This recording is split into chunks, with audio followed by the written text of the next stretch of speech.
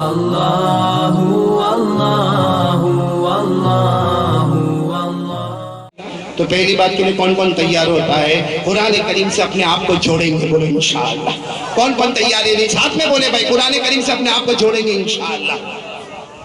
پڑھتے ہو قرآن؟ پڑھتے ہو؟ علماء کو نہیں پوچھ رہا ہوں، پڑھتے ہو قرآن؟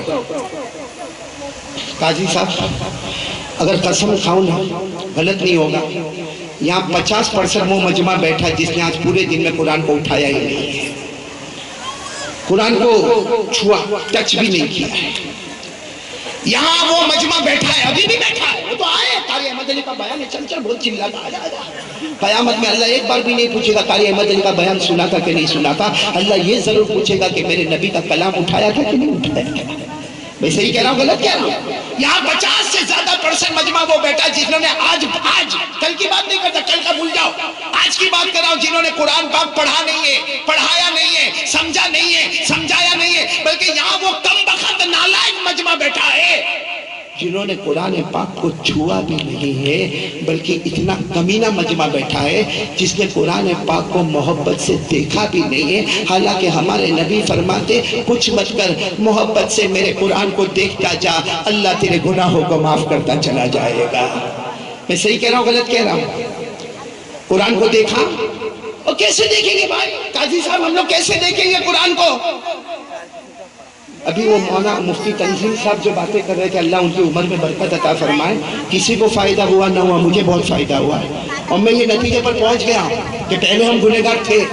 بولو پہلے ہم، نہیں ساتھ میں بولو گے تو اچھا لگے گا، بولو نا پہلے ہم گنہگار تھے، پہلے ہم مجرم تھے، بولو نا پہلے ہم پاپی، لیکن اب ڈر لگتا ہے، اب ڈر لگتا ہے کہیں ہم جہنمی تو نہیں ہو گئے، کہیں موت کے وقت ہم سے کلمہ تو نہیں چھین لیا جائے گا، کیونکہ ایک گناہ ہم ایسا کرتے جس نے سارے گناہوں کی بارڈر پار کر دیا۔ بھائی پہلے آدمی دارو پیتا تھا نا، شراب پیتا تھا، جوا کھیلتا تھا، زنا کرتا تھا، پھر ایک دن آتا تھا اللہ کے دربار میں توبہ کرتا تھا، اللہ کو آگے کہتا تھا اللہ میں نے دارو پی لیا، اللہ میرے کو معاف کر دے، اللہ میں نے جوا کھیلا، اللہ میرے کو معاف کر دے، اللہ میں نے زنا کیا، میرے کو معاف کر دے۔ پہلے ہم گنہگار تھے، پاپی تھے، مجرم تھے، مگر اللہ کے سامنے آ کے توبہ کرتے تھے۔ آج ایک گناہ ہمارے پاس ایسا ہے جو ہمیں توبہ بھی کرنے نہیں دیتا، توبہ بھی کرنے نہیں دیتا، ایسا لگتا گنہگار نہیں، یہ جہنمی ہے جس کو موت کے وقت کلمہ نصیب نہیں ہوگا۔ اور وہ سب سے بڑا گناہ جو ہمارے پاس ہے وہ ہمارا موبائل ہے۔ کیا نہیں ہوتا میرے دوستوں موبائل میں؟ یہ ہمارا موبائل کیا نہیں ہوتا ہمارے موبائل؟ مولانا میں یہ تو سب بیٹھے ہیں، میرے میں ہمت نہیں کہ سب کے موبائل کو اٹھا کے چیک کروں، لیکن اکثر موبائل میں آپ اٹھاؤ گے تو کلپ ملے گی، ایک لڑکی ناچ رہی ہے، آدھا کپڑا پہنی ہے، ناچ رہی ہے، گا رہی ہے، اور یہ ایسا دیکھتا ہے جیسا نہیں کوئی کتنا عقیدت سے دیکھتا ہے، دیکھے گا اور پورا 10 منٹ کا وہ گھنٹہ ناچ دیکھے گا، آدھا کپڑا لڑکی نے پہنا وہ ناچ دیکھے گا، اور 10 منٹ کے بعد فون کرے گا، اپنے دوست کو فون کرے گا، میرے پاس بہت اچھی کلپ آئی ہے تیرے کو بھیجوں؟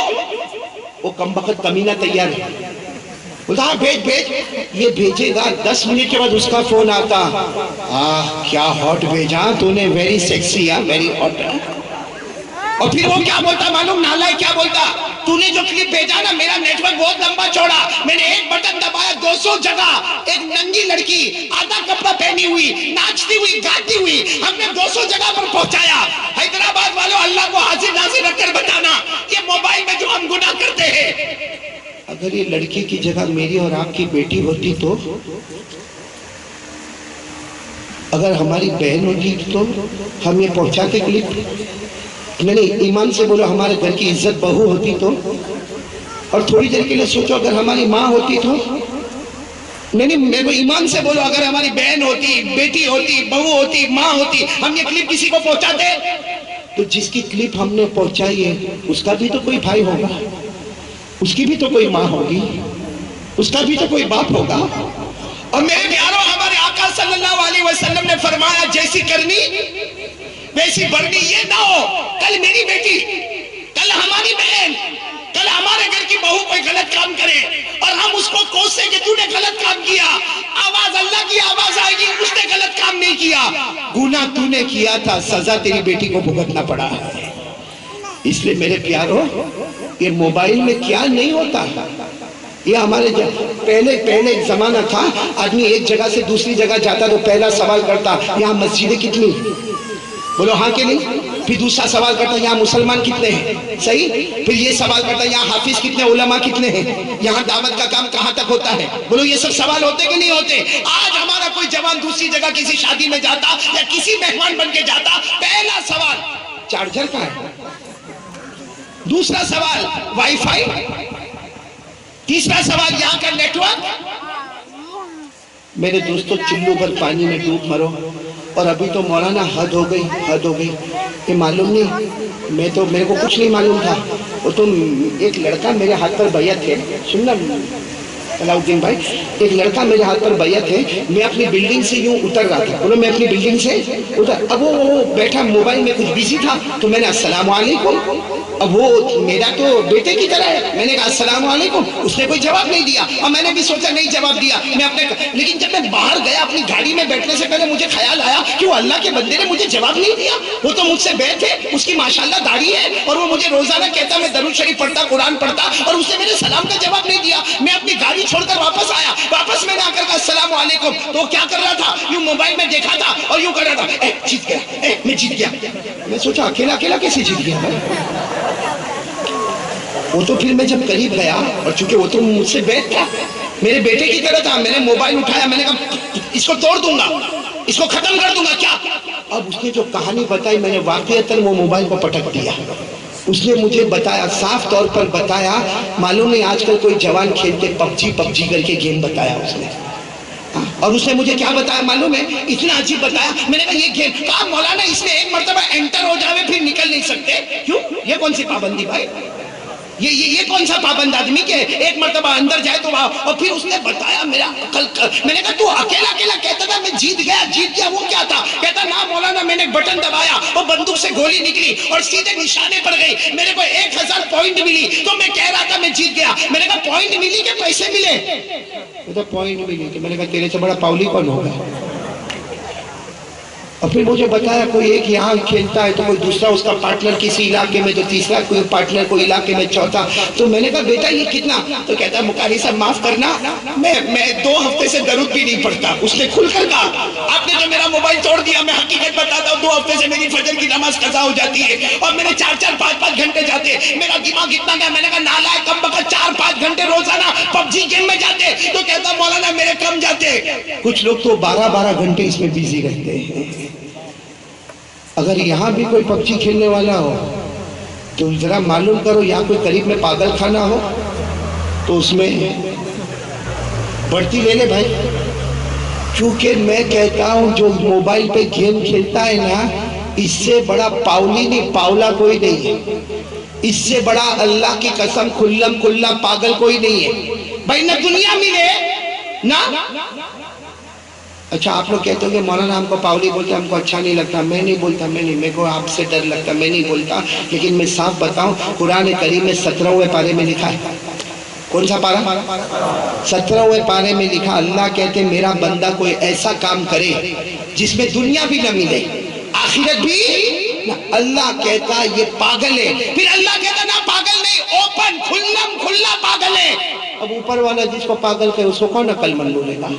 لوگ کہتے ہیں حیدرآباد والے عقل مند ہوتے ہیں, ہوں گے, دانش مند ہوں گے, آپ عقل مند ہوں گے. لیکن اللہ کی قسم جو پب جی کھیلتا ہے یا موبائل میں گیم کھیلتا, میرے دوستو آپ کو معلوم ہے یہ موبائل کی وجہ سے کتنوں کی بیویاں دور ہو گئی, کتنے طلاق کے واقعہ ہیں.